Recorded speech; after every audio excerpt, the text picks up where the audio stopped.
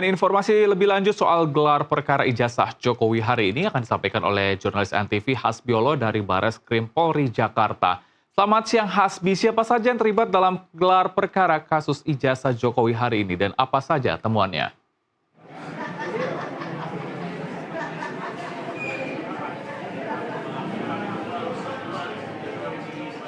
Ya baik Helmut, memang pada tanggal 2 Juli 2025 kemarin sempat tertunda begitu. Kemudian pada tanggal 9 Juli hari ini ada beberapa nama yang turut hadir tadi pada pukul 9 waktu Indonesia bagian Barat. Yang pertama datang adalah Rismon Siani, para ahli digital forensik.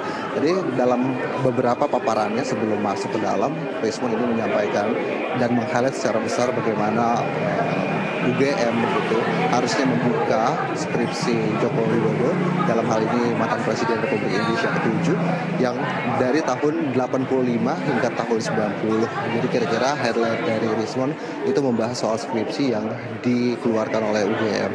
Lalu kemudian juga disusul Roy Suryo yang datang bersama Wakil Ketua TPU Rizal Fadilah begitu.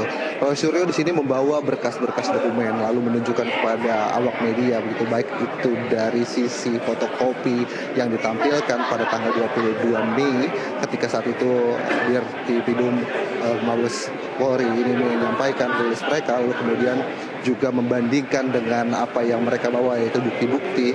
Lalu kemudian juga ada beberapa hal lain seperti data-data yang memang dianalisis melalui digital, baik itu foto, kemudian tanda tangan, beberapa hal-hal lainnya seperti dokumen ini dibawa oleh Rosyuri yang nantinya akan dibawa ke Biro Pengawasan Penyidik di lantai 10 Baris Krim Mabes Polri, Gedung Awaludin Jamil.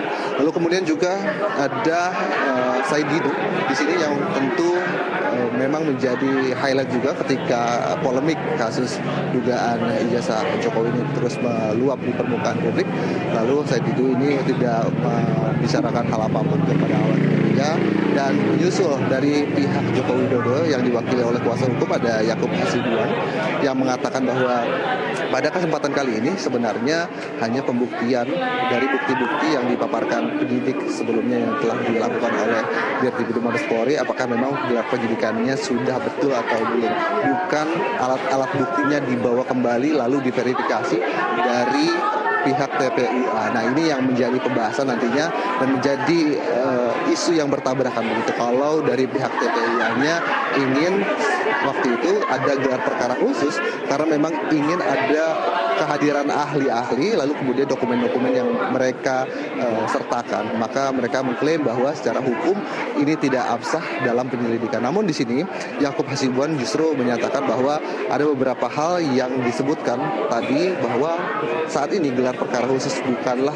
untuk menyampaikan bukti-bukti. Yang patut menyampaikan bukti-bukti dan melakukan analisis adalah Puslapor dan juga Dirtipidum Mabes Polri begitu. Lalu sejauh ini tadi DPR dan Komnas HAM kami belum melihat kehadirannya, akan tapi kami masih menunggu nanti hasilnya sampai jam berapa dan pukul berapa. Ada beberapa hal yang ada di dalam dan kami tidak bisa langsung menyaksikannya, Helmut, dan tentu kita akan menunggu statement-statement berikutnya dari kedua belah pihak. Helmut.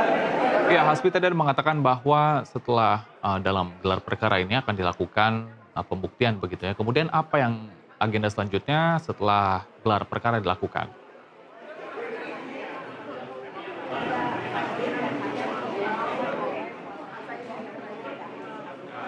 Ya hingga sejauh ini memang kami belum mendapatkan informasi apa yang nantinya setelah kesimpulan begitu, ataupun juga pembuktian-pembuktian dari hasil penyelidikan, apakah memang penyelidikannya sesuai dengan syarat-syarat hukum dari Biro Pengawasan Penyidik.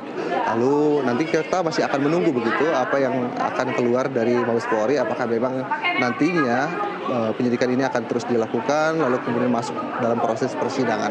Apakah memang nantinya sudah begitu saja seperti kemarin di tanggal 22 Mei bahwa diklaim oleh Mabes Polri bahwa tidak memenuhi delik pidana apapun, maka tidak diteruskan penyelidikan tersebut.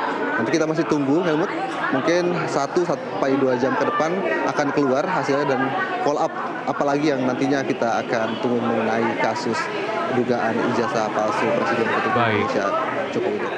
Terima kasih rekan Hasbiolo, kami masih menantikan informasi terbaru dari Anda melaporkan langsung dari Bares Krim Polri. Selamat bertugas kembali.